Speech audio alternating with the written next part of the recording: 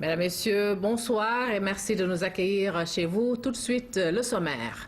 Conférence ministérielle de la Commission sous-régionale des pêches. La 16e session extraordinaire s'est ouverte ce mardi à Dakar.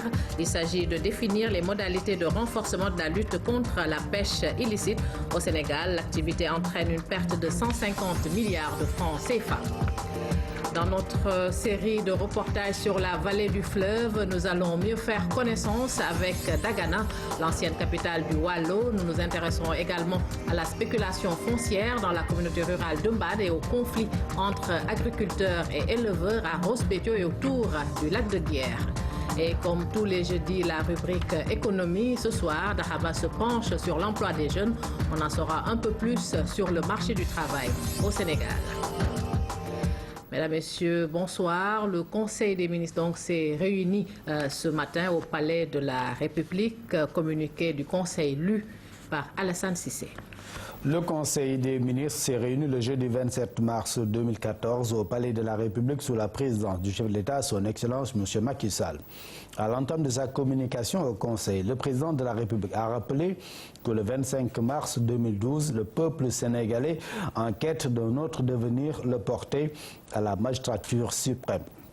Au-delà de l'aspect historique qui confirme la vitalité démocratique de notre pays, cette élection révélait l'espoir que le peuple sénégalais avait placé en lui et en ceux qui partageaient ses convictions pour un autre Sénégal. Un espoir soutenu en vue de mener les ruptures exigibles et urgentes pour la modernisation et l'émergence de notre pays. Aussi, le chef de l'État tient à réitérer ses remerciements et sa gratitude à la nation toute entière et réaffirme son engagement sans faille au service exclusif des aspirations légitimes du peuple sénégalais. Il exhorte en conséquence le gouvernement à intensifier les réformes et les réalisations effectives afin de consolider dans l'équité et la gouvernance vertueuse le bien-être des populations.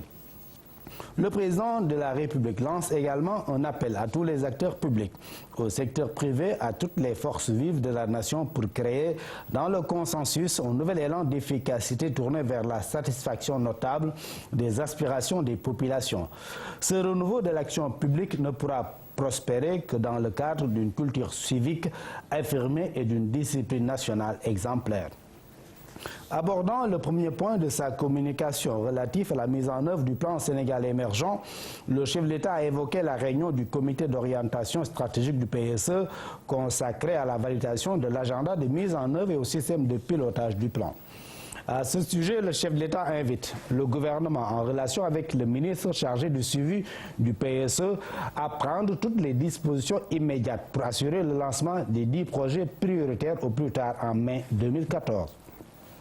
Le Premier ministre a veillé au niveau des ministères sectoriels à l'achèvement de la conception des 27 projets prioritaires du plan Sénégal émergent et à l'exécution des 17 réformes identifiées.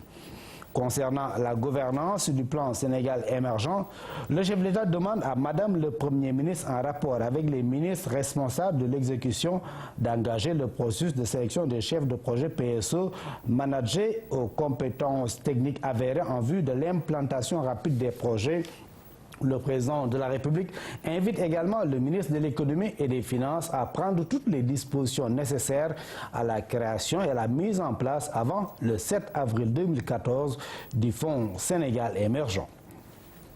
Le chef de l'État a par ailleurs appelé à la mobilisation solidaire du gouvernement pour assurer le succès du lancement effectif du plan Sénégal émergent, tournant majeur qui exige une communication adéquate, des concertations régulières avec le secteur privé, une appropriation générale par l'administration dont les capacités et moyens d'action doivent être renforcés en vue de la rendre moderne et plus performante.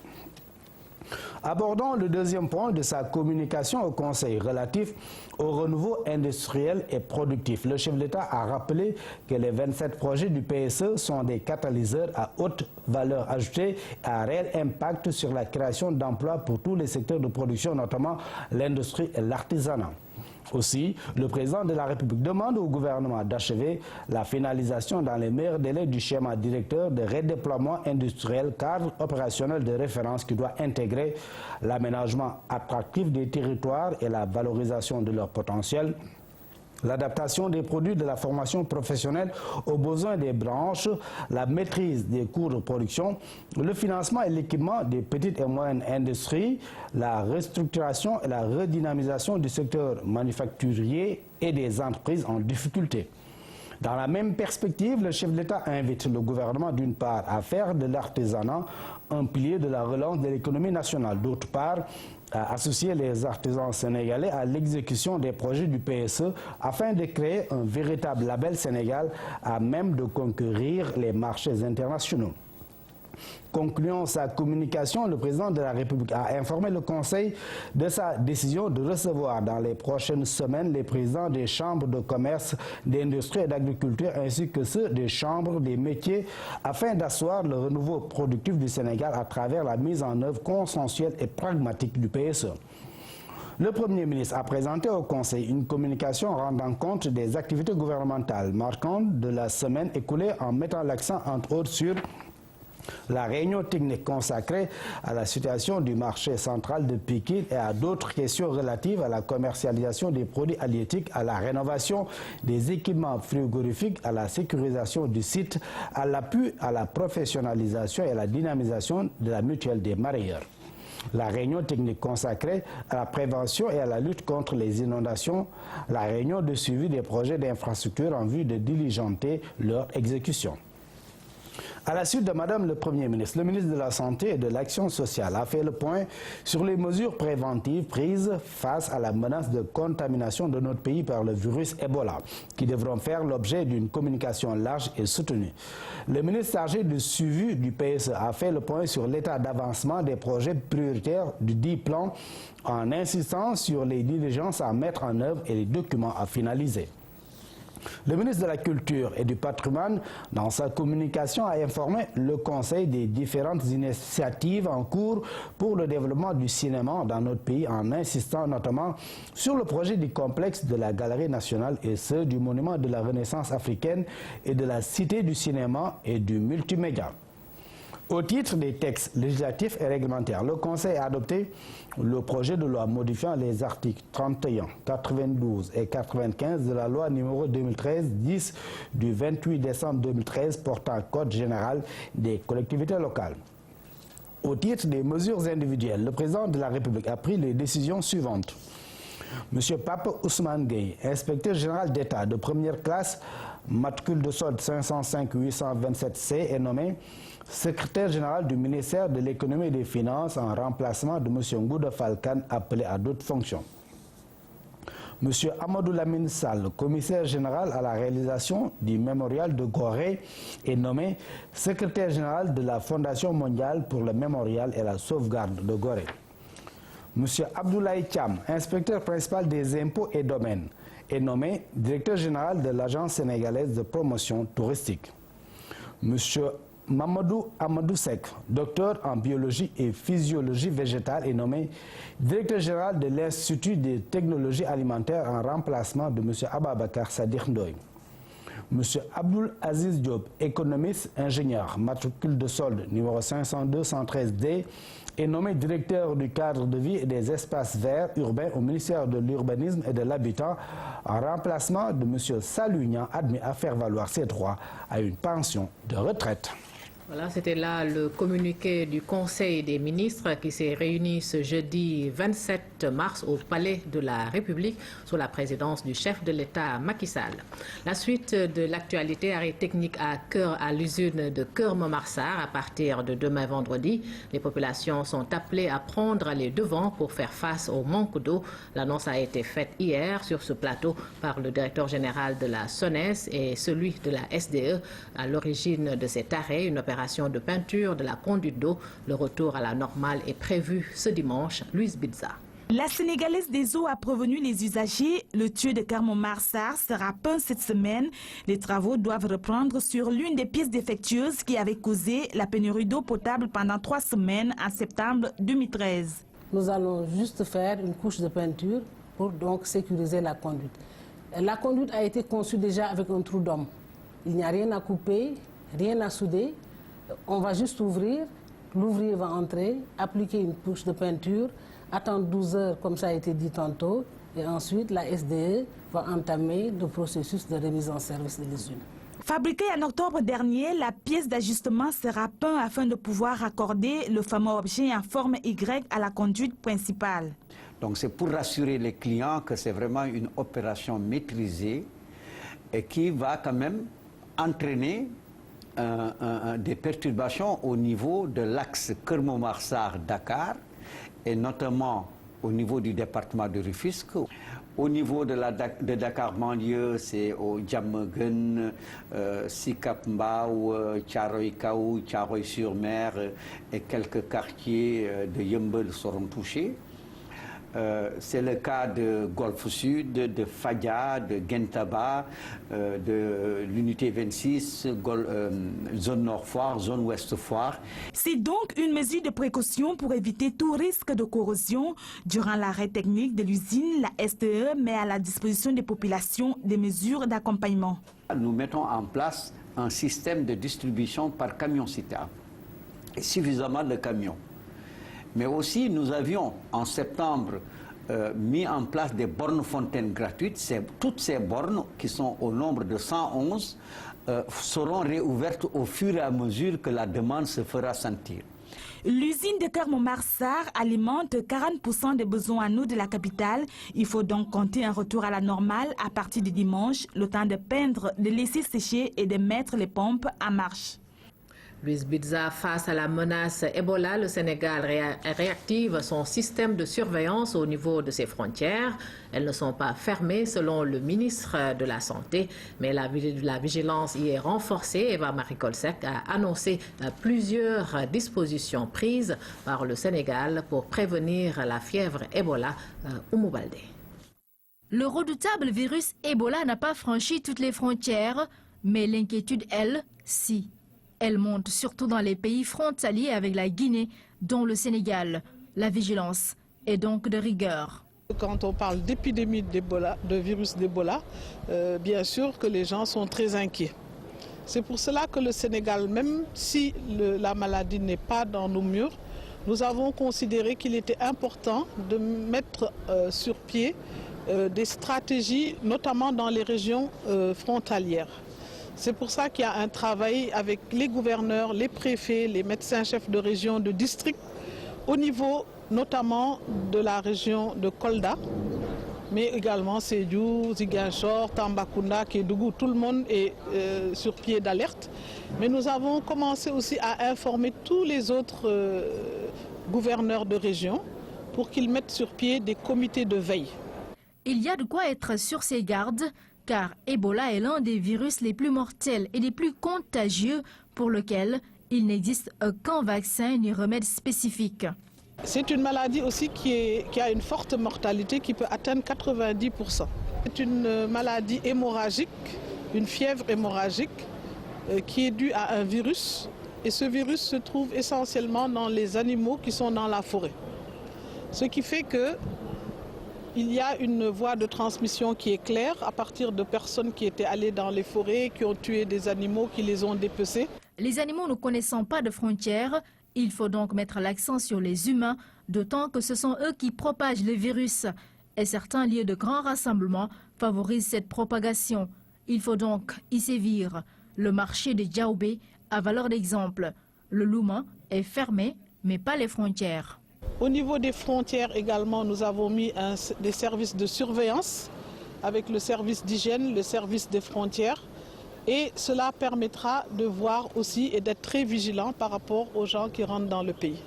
Mais nous n'avons pas pris de décision pour l'instant de fermer les frontières, ce qui n'est pas recommandé d'ailleurs par l'Organisation mondiale de la santé, mais il faut être vigilant.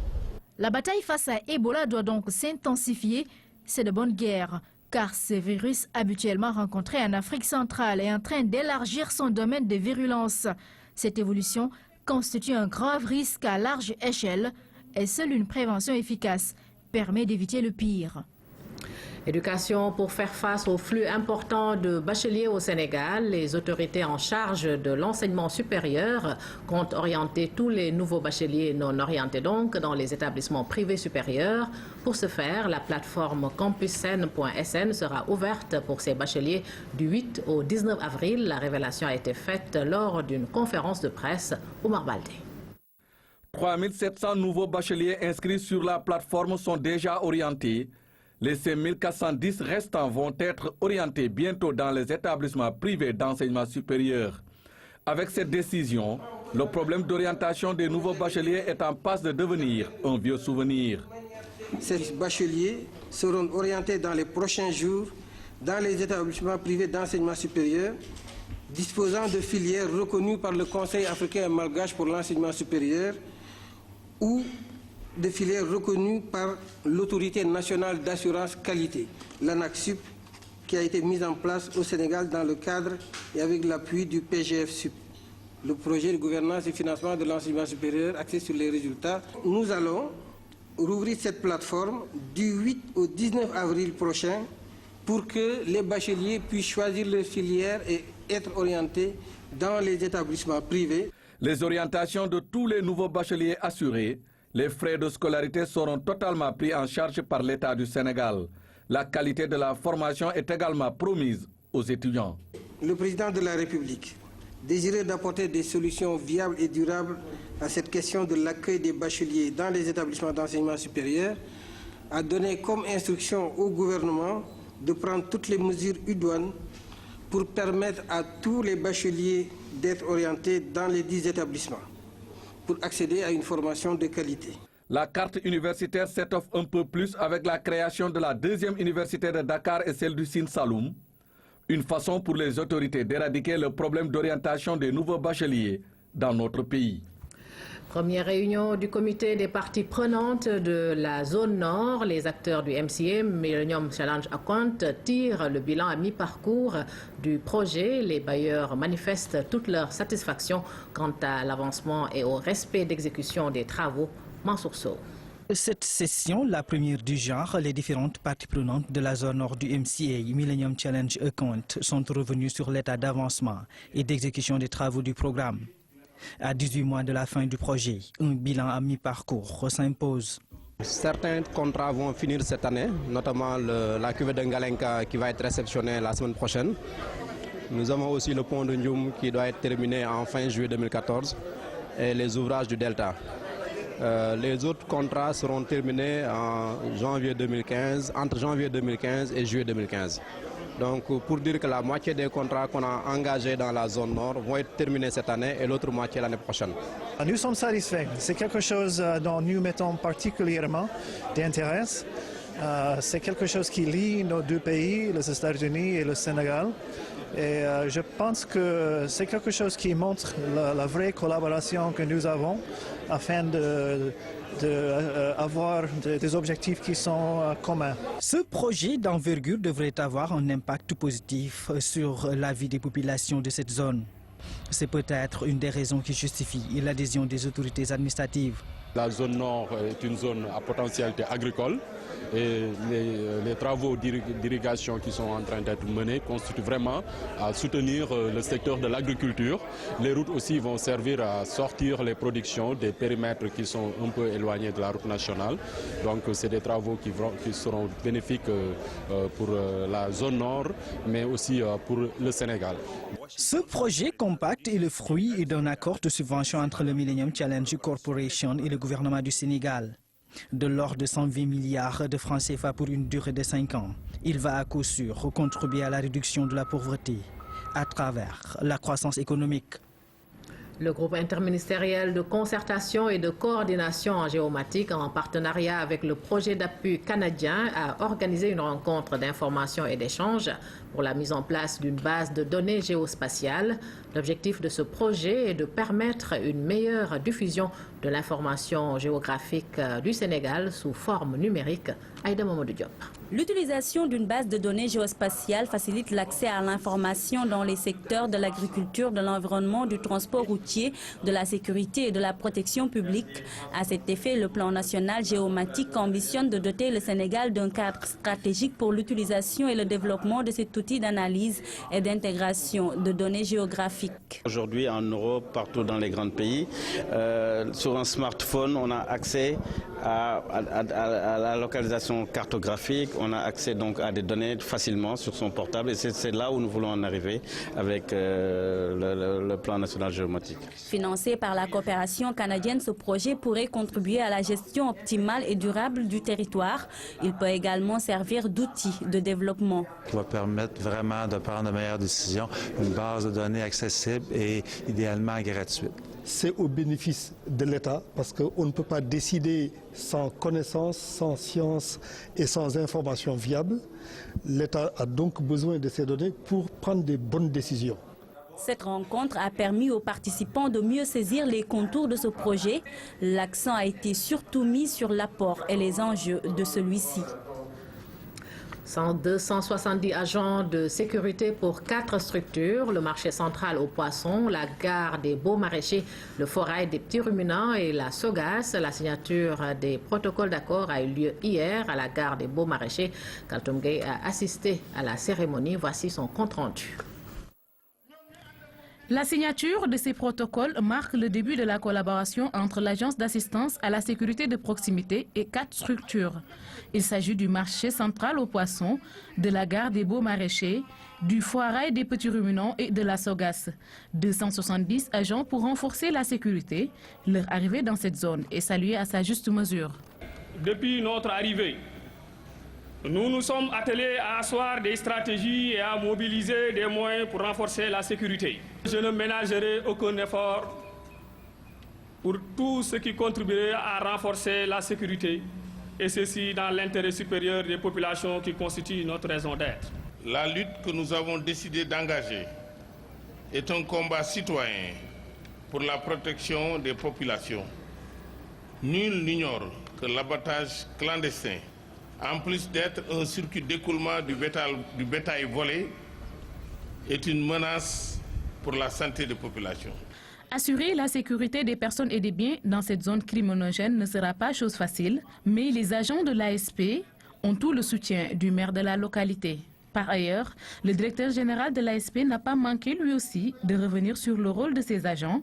Ils font désormais partie de ces 4 structures. En sollicitant pour vos différentes structures, au total 270 agents sur 10 000 recrues sur l'étendue du territoire national, vous avez voulu saisir la belle opportunité que vous offre l'ASP pour résoudre l'épineuse question de la délinquance qui fait le lit de toutes les violences dans votre territoire. L'arrivée de ces agents pourra faire baisser considérablement les violences qui étaient notées dans cette zone. C'est du moins l'objectif attendu par l'ensemble des travailleurs de ce pôle économique. La Commission sous-régionale des pêches harmonise ses actions pour lutter contre la pêche illicite. La 16e session extraordinaire de la conférence des ministres de la CSRP s'est ouverte à ce propos ce jeudi à Dakar. La rencontre de 2 jours devrait permettre de définir les modalités de renforcement de la lutte contre la pêche illicite, une activité qui entraîne une perte de plus de 150 milliards de francs CFA rien qu'au Sénégal. Maïmounassi. La pêche illicite entraîne d'énormes difficultés à l'économie maritime des États membres de la Commission sous-régionale des pêches. On se rappelle encore l'arraisonnement de ce bateau russe pêchant de manière frauduleuse dans les eaux sénégalaises. C'est justement pour contrecarrer ces actions que la Commission sous-régionale des pêches lance la réflexion à travers cette rencontre régionale. Il va falloir optimiser nos moyens opérationnels, optimiser nos moyens humains et aussi les moyens financiers pour lesquels les partenaires nous appuient. Donc c'est l'union de tout cela qui fait que nous comptons mener à bien la stratégie que nous avons développée. Cette concertation régionale, la troisième du genre organisée à Dakar, est aussi une tribune d'échange, un moment saisi pour s'approprier les meilleures expériences en termes de protection des ressources halieutiques. Certains pays l'ont compris. Un tiers de l'espace de pêche de Mauritanie, le banc d'Arguin, sert de réservoir de repeuplement de l'océan Atlantique. Et vraiment, il nous faut saluer cette mesure, cette grande décision qui, depuis les années 70, permet de repeupler cet espace maritime. La résolution de ces problèmes qui nécessitent un renforcement de la coopération et une synergie d'action passe obligatoirement par une dynamisation de la Commission sous-régionale des pêches, dont le secrétariat permanent connaît une instabilité institutionnelle depuis plusieurs mois. Cette 16e session extraordinaire de la conférence des ministres de la CSRP va également permettre de pourvoir le poste de secrétaire permanent de la Commission sous-régionale des pêches. L'intérim était jusque-là assuré par le Sénégal. La célébration des journées de télémédecine a démarré ce matin à l'UCAD 2. Des spécialistes de 28 villes se sont retrouvés en visioconférence pour échanger sur des thématiques médicales. La télémédecine est devenue une belle opportunité pour une meilleure prise en charge médicale au Rétiam. Un ordinateur, ces chercheurs et médecins sénégalais prennent part à une visioconférence avec leurs collègues de 28 autres villes du monde en cette journée de la télémédecine. Ces journées sont organisées depuis plus de 14 ans par un organisme de la Bretagne de Catel, le Club des acteurs de télésanté, dont l'objectif est de mettre en synergie toutes les compétences qui sont impliquées dans le développement de solutions pour que les systèmes de santé des différents pays du monde soient plus performants, répondent mieux aux besoins des utilisateurs. Nous sommes au moins 1200 experts qui parlons de nos expériences respectives. Parce que la télésanté, c'est utiliser une communication entre le patient et le médecin en faisant intervenir des tiers technologiques. L'intégration de la télémédecine est devenue effective au Sénégal, comme en témoigne ce traitement d'une morsure de serpent avec des spécialistes à distance. Je viens de recevoir comme ça un cas de morsure de serpent. Je viens de vous envoyer les images de la morsure du serpent. Il s'agit d'un petit serpent. Bonjour Mansour, j'ai reçu l'image. Il s'agit bien d'une envenimation, mais il faudra enlever l'objet appliqué sur la plaie qui n'a aucune efficacité. Et là, je suppose que vous avez bien posé le diagnostic et confirmé le test de coagulation. Et là, je vous dis qu'il s'agit d'une envenimation stade 2. Il nécessite un antivenin. Il faudra mettre une ampoule d'innocent appuyée dans 10 ml et injecter en IV direct. Sur 2 jours donc, ces participants vont échanger sur la télésanté et ses nombreuses opportunités pour des pays comme le Sénégal. Un atelier portant sur la relecture du nouveau code de la presse est ouvert ce matin au Centre d'études des sciences et techniques de l'information CESTI. Il s'agit pour les acteurs de la presse de revisiter le code pour lever les obstacles. L'atelier est organisé par le syndicat des professionnels de l'information et de la communication Synpix, Abdoul Aziz Balla. Cet atelier a réuni les acteurs de la presse sénégalaise pour une relecture du nouveau code de la presse. Ce code tarde à être adopté depuis son élaboration. Comme tout est humain, ce code peut déceler des limites. Il s'agit pour nous autres professionnels de nous réunir, de le retoiletter en quelque sorte. Je pense que c'est une initiative qui peut être salutaire dans la mesure où il nous permettra certainement de revisiter certaines dispositions très importantes. Si le syndicat s'engage après relecture et donne des gages de sincérité, de sécurité au fond également à ceux qui se considèrent comme de potentielles cibles d'une presse débarrassée de la peur de la prison. Si le Synpix arrive après cette lecture à rassurer ces gens, peut-être que l'on pourrait espérer que le vote des députés pourrait survenir. Pendant 2 jours, ces professionnels des médias vont revoir de fond en comble le nouveau code. Ils sont accompagnés dans cet exercice par les autorités. Elles comptent apporter leur contribution à l'adoption prochaine du code. Le combat est le même pour nous tous. L'objectif est d'amener les parlementaires à faire voter ce texte. Nous sommes là aujourd'hui pour écouter le SYNPICS et nous attendons les conclusions de leurs travaux. Et le ministère est là aussi pour les accompagner, pour les assister, les écouter. Au sortir de ces travaux, le comité scientifique va procéder au récapitulatif des amendements et observations qui seront apportés. Des séminaires avec les parlementaires sont aussi prévus pour échanger sur toutes les questions relatives à ce nouveau code de la presse. La compagnie espagnole Binter Canvias a organisé le vol inaugural de la liaison aérienne devant relier Dakar à Tenerife. Ce vol vient en complément de celui reliant Dakar à Las Palmas. Il devra participer à la promotion de la destination Sénégal. Salou Sek. Ces touristes viennent des îles Canaries. Après 2 heures de vol, les voilà au pays de la Teranga, un vol inaugural qui devrait participer à la promotion de la destination Sénégal. Binter Canarias est un partenaire sûr pour pouvoir développer des actions de promotion et ensemble communiquer, développer des actions de communication en direction de la clientèle des îles Canaries et capter cette demande qui aujourd'hui peut augmenter le flux de nos arrivées en provenance du marché espagnol. Binter Canarias est basée aux îles Canaries. La compagnie prévoit de desservir le Sénégal avec 3 vols par semaine. C'est un vuelo semanal. C'est le vol qu'on va faire tous les mercredis entre l'île de Tenerife et Dakar et qui va joindre les 2 autres fréquences qu'on a avec les îles Canaries, c'est lundi et vendredi, nos vols qui sont entre l'île de Gran Canaria, la ville de Las Palmas et Dakar. Il y a une coopération qui se développe entre le Sénégal et Tenerife dans le domaine agricole, dans le domaine de la santé, dans le domaine aussi des énergies renouvelables, entre autres.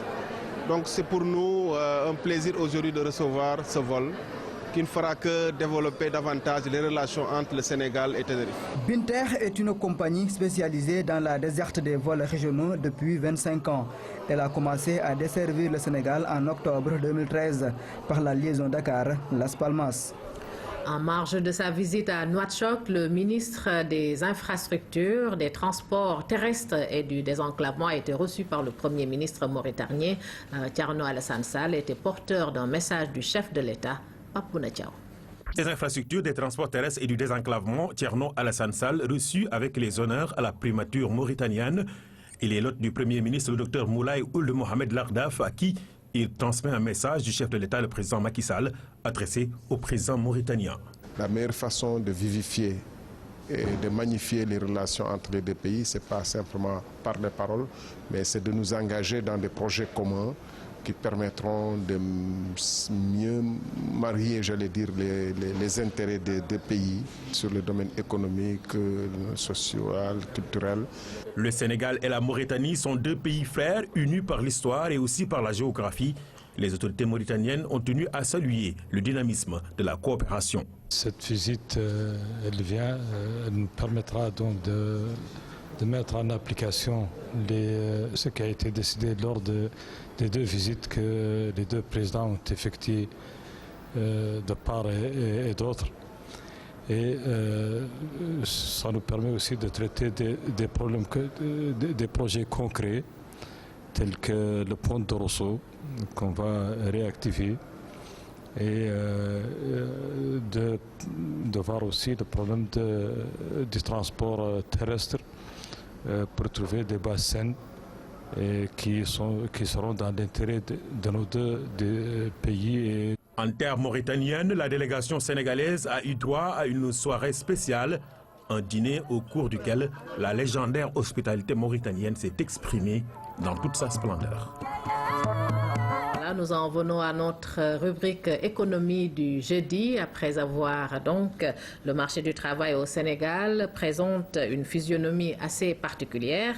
Le secteur primaire aborde l'essentiel de la main-d'œuvre non qualifiée, denrées rares, les ingénieurs ou les diplômés Bac+4. Conséquence, cette catégorie de jeunes a un taux de chômage de 31%. Des initiatives ont été prises lors du récent Forum national pour l'emploi des jeunes. Dans la rubrique économie donc du jour, focus sur le document de travail du comité scientifique. C'est avec Dahaba. Nombreux, ces jeunes Sénégalais à la recherche de leur premier emploi. Un statut de chômeur qui obéit à 3 normes. C'est plus l'acceptation du BUT que nous connaissons. Et considérer comme chômeur une personne qui est sans emploi au cours de la semaine où l'enquêteur est passé, une personne qui a cherché de l'emploi pendant les 4 semaines, deuxième condition.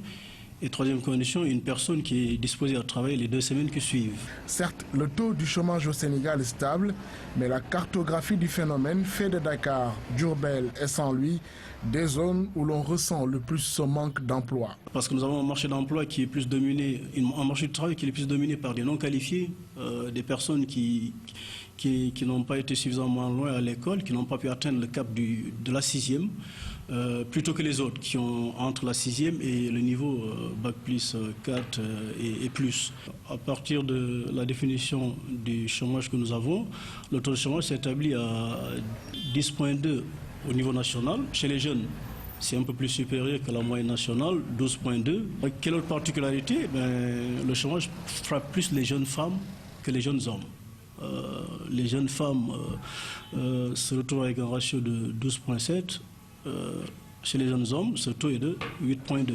Chez les jeunes diplômés du supérieur, le taux a presque doublé en l'espace de 5 ans, passant de 16% en 2005 à 31% en 2011. Et pourtant, le marché du travail en a besoin. Bac plus 2, plus 3, c'est que l'économie sénégalaise recherche d'ailleurs de façon très forte, mais qui est très rare sur le marché. Ce qu'on constate, c'est que le secteur primaire, à nouveau, offre plus d'emplois aux jeunes. Okay. Ensuite, lorsque vous quittez le secteur primaire, vous avez le secteur secondaire, le secteur tertiaire également qui est là, et le secteur secondaire également qui arrive comme pourvoyeur d'emploi. À l'opposé, c'est dans les zones à vocation agricole que l'on note une forte présence des jeunes. Mais attention, là aussi, il y a le phénomène du sous-emploi en milieu rural. Le phénomène de sous-emploi, malheureusement, est une particularité de l'économie sénégalaise. Une économie dont la plupart des actifs sont utilisés dans le secteur agricole. Un secteur agricole qui, malheureusement, dépend de la pluie. Et donc, conséquence, vous vous retrouvez avec une activité de 3 mois sur 12 mois. Faites le calcul, voilà, vous êtes en situation de sous-emploi là. Et ce qu'on constate, c'est que les ruraux, qui étaient bien mieux lotis en termes de chômage, sont beaucoup plus frappés en termes de sous-emploi. Le taux de sous-emploi en milieu rural est de 35,4%, alors qu'en milieu urbain, on est à 12,5%. En 2005, les jeunes optaient pour l'auto-emploi, des postes dans des grosses sociétés et l'administration publique. Aujourd'hui, on assiste à une tendance inverse, alors que la vocation de l'État, dans une certaine mesure, n'est pas de créer des emplois. La création d'emplois est du ressort du secteur privé. C'est parce qu'il y a des investissements privés qui arrivent que nous arrivons à créer de la croissance et que demain des emplois sont disponibles en abondance. Ça n'est pas autre chose. Le Forum national sur l'emploi des jeunes avait mis sur la table une vingtaine de recommandations articulées autour de 3 axes majeurs. D'abord, le droit à l'emploi calqué sur l'expérience empruntée en Inde.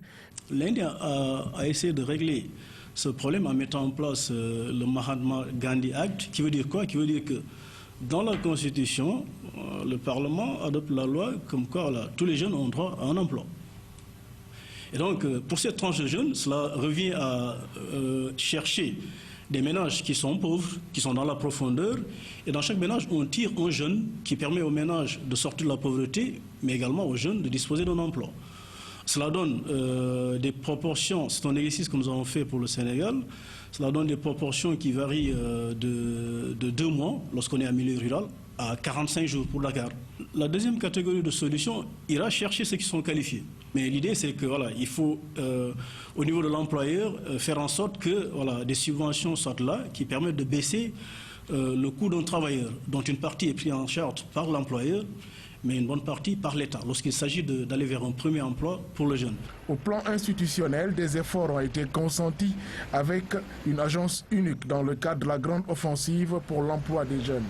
Reste à souhaiter que tous les acteurs et questions clés liées à cette problématique emploi des jeunes prennent une nouvelle orientation. De même qu'un meilleur environnement des affaires devrait favoriser une offre diversifiée dans le marché du travail. Voilà la rubrique économique revient jeudi prochain. Après avoir prêté serment, les membres de l'OFNAC ont été officiellement installés. Le président de la République a promis de mettre les moyens nécessaires à la disposition de cette institution pour mieux lutter contre la corruption et les infractions semblables. Omar Nying.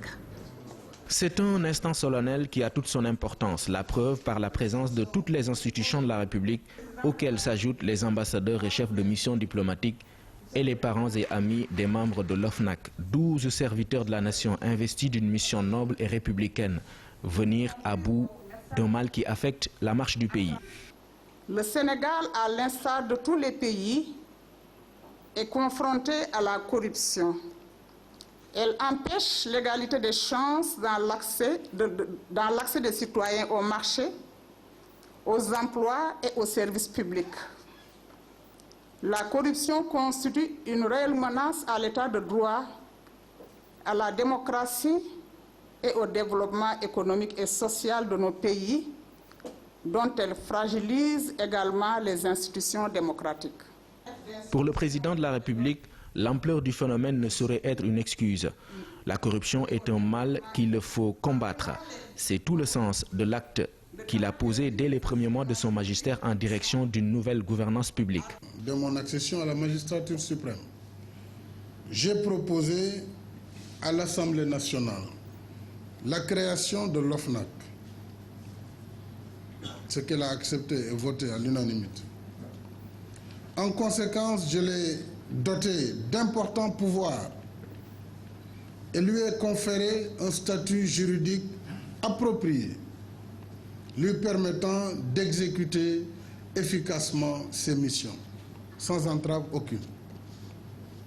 L'extension de son champ de compétences à la réception et au contrôle des déclarations de patrimoine des personnes assujetties constitue une nouvelle manifestation de ma volonté de conférer à l'OFNAC davantage de pouvoir dans la mission qui est la sienne.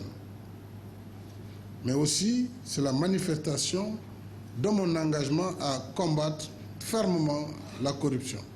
Au demeurant, c'est un combat difficile, compte tenu des intérêts en jeu. Mais il faut le gagner, ce combat. Et je pense que vous êtes outillés pour gagner ce combat, de par la diversité des compétences qui reflètent la composition des membres de l'OFNAC. En présentant les missions et objectifs de l'institution qu'elle dirige, Mme Nafi Ngom Ndour dit bien comprendre les orientations du président Macky Sall. Il s'agit de susciter un nouvel état d'esprit qui fait de la transparence et de la reddition des comptes la quintessence de la gestion des affaires publiques. L'institution va s'engager résolument sur cette voie. C'est pour la première fois dans notre pays qu'une institution ayant le statut d'autorité administrative indépendante est entièrement dédiée à la lutte contre la corruption, aussi bien dans le secteur public que dans le secteur privé. Vous avez tenu, Monsieur le Président de la République, à ce que la loi qui confère ce statut à l'OFNAC précise que ses membres qui jouissent d'une inamovibilité et d'une protection pénale ne reçoivent d'instruction d'aucune autorité. Il s'y ajoute que l'OFNAC dispose d'un pouvoir d'autosaisine et de publication d'un rapport annuel. Enfin, les résultats de ces enquêtes et investigations sont directement transmis au procureur de la République.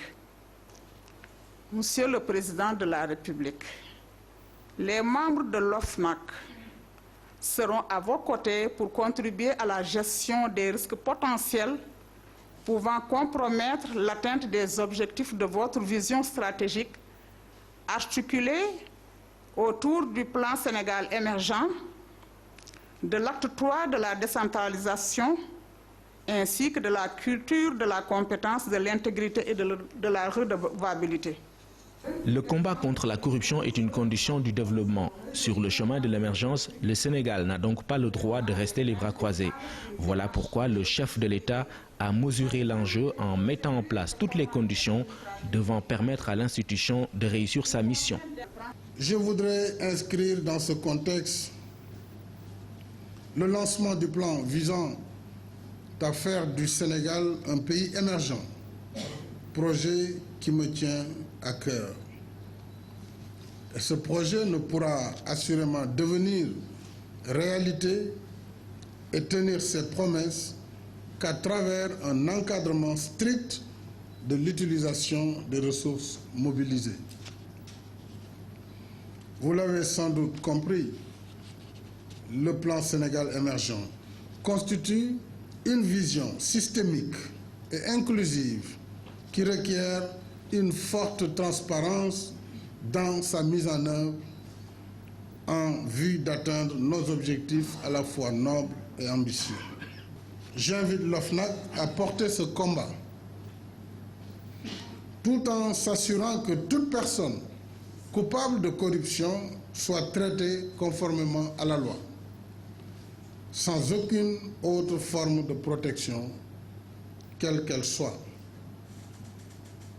Les moyens nécessaires seront mis à votre disposition pour accomplir correctement cette mission.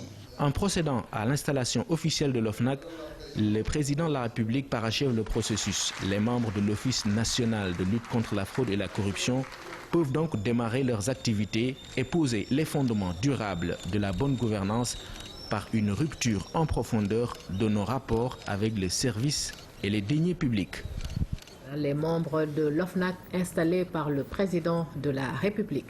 Et nous en venons à notre série de reportages sur la vallée du fleuve Sénégal.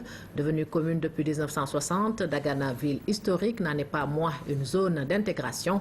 Avec une population de 25 000 habitants, dernier recensement de 2002, la commune enregistre d'importantes avancées sur le plan des infrastructures, même s'il reste encore beaucoup à faire. Amadou Aramtiam. Sur ces berges, des femmes lavent paisiblement leur linge dans le fleuve bordé par les quais coloniaux, vestige d'un passé glorieux. Si l'origine du nom Dagana est sujet à plusieurs versions, l'imam Baye Diak est formel sur celle de la famille qui l'a installé. C'est une famille du nom de Diop qui est à l'origine de Dagana, une fratrie de 5 membres accompagnés de leur génie protecteur du nom d'Andalassou, qui fixa à chacun de la famille le lieu où il devait habiter.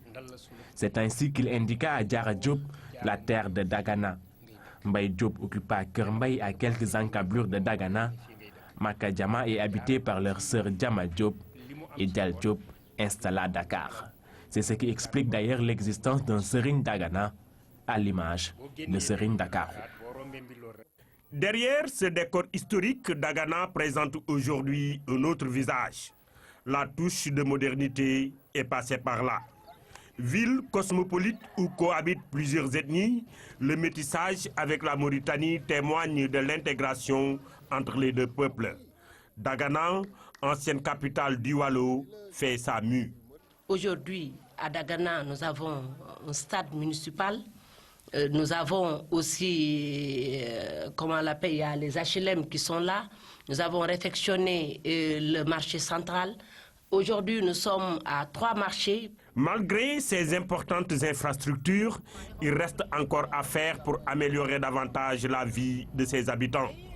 Face à des ressources limitées, la mairie peine à faire face à des grands travaux comme la réhabilitation des routes internes, l'éclairage public et l'assainissement, entre autres. C'est des choses dont vraiment les communes ne peuvent pas faire face, sincèrement. Donc ça, vraiment, on l'attend de l'État du Sénégal de nous appuyer pour qu'on puisse vraiment faire d'autres choses parce que les moyens ne sont pas suffisants. À côté de ces richesses agricoles, le département de Dagana renferme une mosaïque de culture. Un atout considérable qui peut contribuer à l'éclosion de son important potentiel touristique.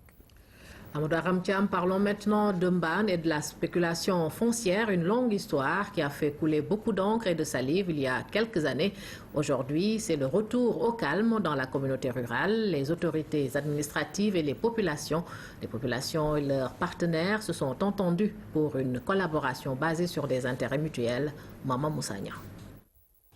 Mbane s'est fait surtout un nom il y a quelques années quand de gros bonnets, de grandes firmes ont profité du programme Guana de l'ancien président de la République pour s'accaparer de vastes surfaces de terre. Cela au détriment de la population, ce qui a provoqué l'ire des habitants de la communauté rurale. Pourquoi le choix porté sur Mbane pour une exploitation de ces terres? Le sous-préfet tente de répondre. D'abord, il y a l'avantage hydraulique avec le lac de Guerre, avec l'eau douce qui permet d'irriguer des périmètres.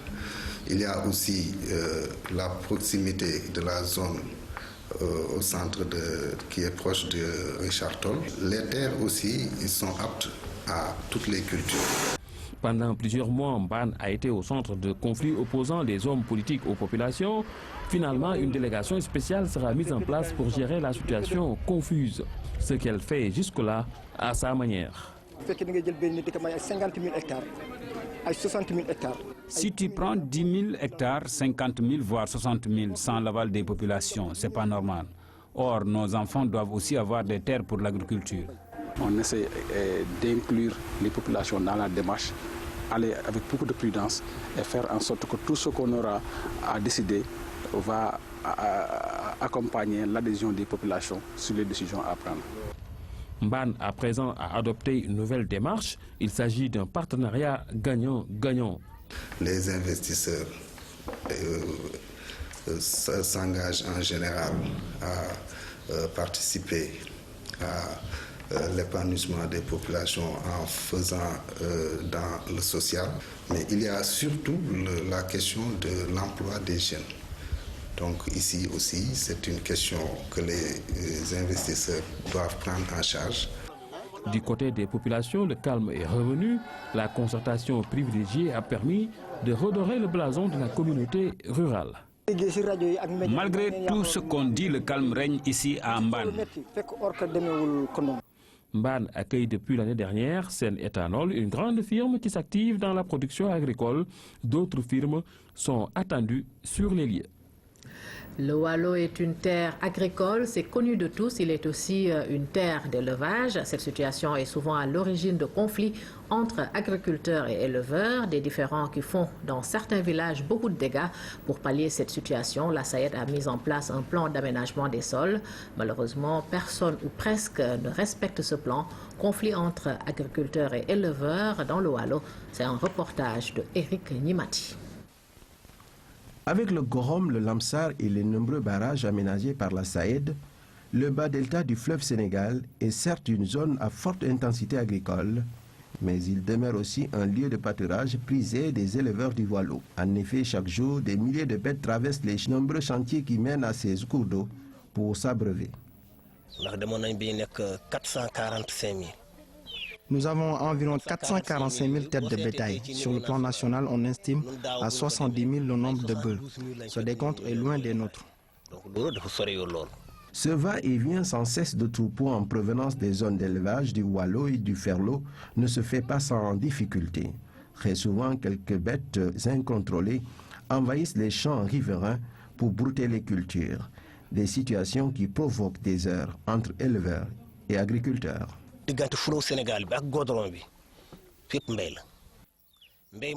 Entre le fleuve et la route nationale, il n'y a que des champs. Le bétail a du mal à évoluer dans ces conditions. Je ne peux pas dire que c'est ce qui provoque le conflit, mais c'est l'une des principales causes.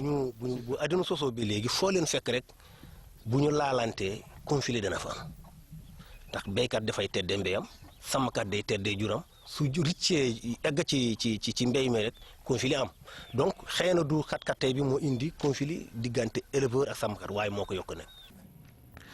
Dans certaines parties de ce vaste domaine agricole, les disputes se règlent généralement à la gendarmerie. Pour mettre un terme à ce phénomène qui commence à se généraliser, la SAED a décidé de prendre le taureau par les cornes. Un plan d'occupation des sols est en phase de finalisation. Au niveau de chaque communauté rurale dans la vallée aujourd'hui, on a un plan d'occupation et d'affectation des sols. Il y a toute une cartographie de l'espace rural. Il y a les différents usages des zones sont déterminés de façon concertée avec les différents acteurs. Quand je parle des acteurs, c'est les agriculteurs, c'est les éleveurs, c'est les pêcheurs, c'est l'ensemble des acteurs de la communauté rurale. Il y a aujourd'hui ces outils qui sont disponibles et au niveau de ces outils, il y a la prise en compte de façon vraiment très importante du bétail. Donc le passage du bétail, les couloirs de bétail, tout ça c'est prévu dans le plan d'occupation et d'affectation des sols. En attendant son application, agriculteurs et éleveurs continuent de se côtoyer sur ces immenses terres irriguées. L'eau, un liquide précieux et rare dans le Ferlo au lac de Guiers. Elle est également source de conflits entre éleveurs et agriculteurs. L'accès est rendu difficile avec la multiplication des champs autour des points d'abreuvage. Moussa Mané. Réserve d'eau douce dans le Ferlo, en pleine zone sahélienne, le lac de Guiers apporte une solution aux besoins en eau des populations humaines et animales. Dans cet écosystème où se côtoient éleveurs et agriculteurs, les conflits ne manquent pas.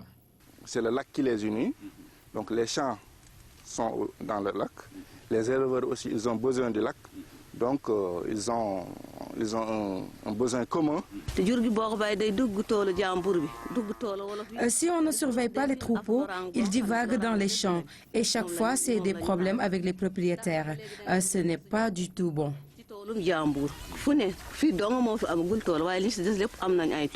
C'est en saison des pluies que l'on note la multiplication des conflits. L'augmentation des surfaces cultivables réduit les parcours du bétail. En cas de problème, c'est la justice qui joue sa partition. Portons vers ce champ, vers le site où se trouve le litige et cet incident. Et la première chose à faire, c'est de conseiller le cultivateur, d'appeler l'agent d'agriculture pour qu'il constate. Et il constate, après lui, il part faire au niveau de la préfecture faire sa déclaration, après pour venir dans nos services pour porter plainte. Mais dans la plupart des cas, ça se règle à l'amiable. Ailleurs, on a développé des initiatives pour un règlement pacifique des conflits. Des comités villageois chargés de gérer les questions de bon voisinage sont installés. Quand le sous-préfet Oumar Dia est venu, il nous a organisé une association de chefs de village. Nous avons des badges et nous sommes chargés de régler à l'amiable les problèmes survenus. À côté des actions communautaires, il existe des plans d'occupation. Ils délimitent les aires de parcours du bétail pour amoindrir les risques de conflit.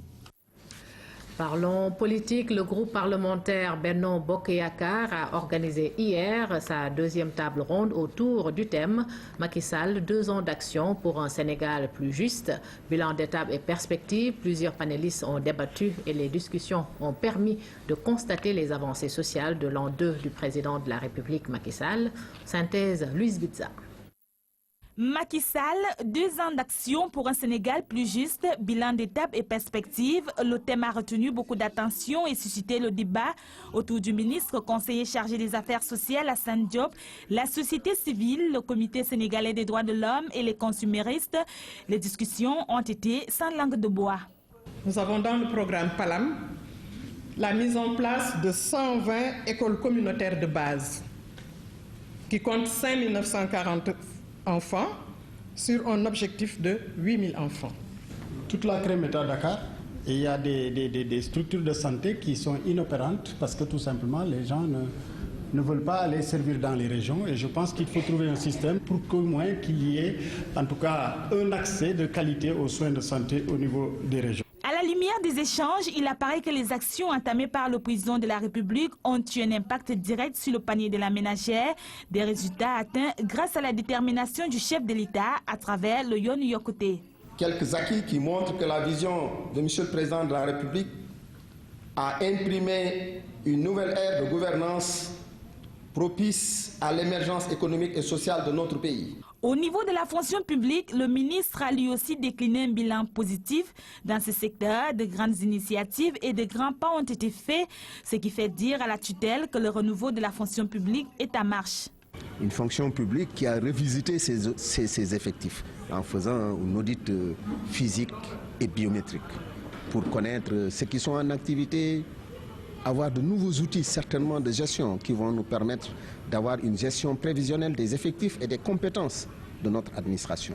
Un autre tournant décisif de l'an 2 du président de la République, c'est la modification du décret qui organise les IPM. Cela a permis maintenant de créer les conditions pour que les travailleurs saisonniers et leurs familles aient une prise en charge en matière de protection sociale, les travailleurs payés à l'heure. Après avoir apprécié la loi sur la baisse des loyers, le ministre du Commerce a annoncé un vaste chantier de construction de logements sociaux.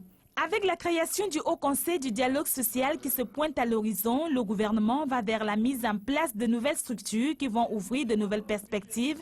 La préparation de la conférence sociale prévue les 14 et 15 avril prochains devra déboucher sur l'adoption du Pacte national de stabilité sociale et d'émergence économique. Politique toujours, le député Aïda Mbodj du PDS lance son mouvement Alliance nationale démocratique. C'est son nom. La cérémonie a eu lieu hier au Grand Théâtre Ibrahima Diédhiou. Un nouveau mouvement en politique de plus, son nom, Alliance nationale démocratique AND, à sa tête Aïda Mbodj, député. L'Alliance nationale